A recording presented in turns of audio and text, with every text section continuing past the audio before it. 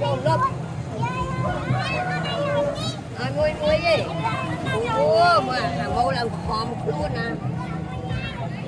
Mình chơi ngôi bệnh kia này. Dạ thôi, chẳng dạ thôi. Mình chơi ngôi con. Mơ chôm lấp. Anh ăn như nào ấy chẳng. Tham con chôm Việt Nam. Lộp.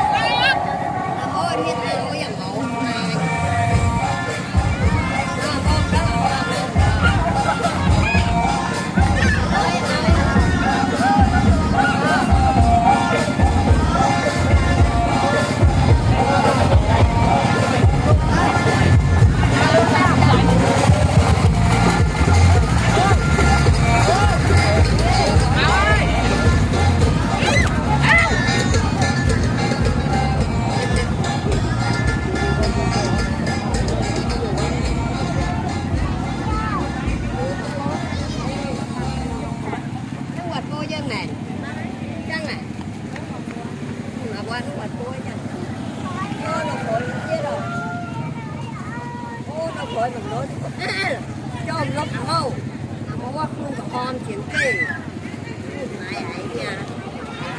chứ giống vậy tha nó ghét luôn nó cả ho mày trôi mà lốp muối anh sẽ cho ăn muối ạ.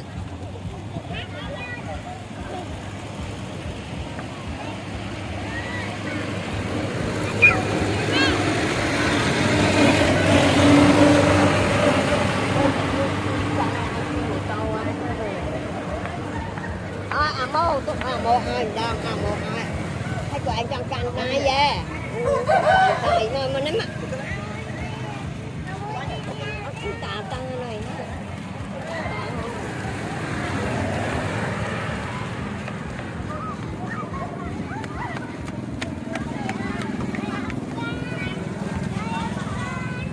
ốc chuột đi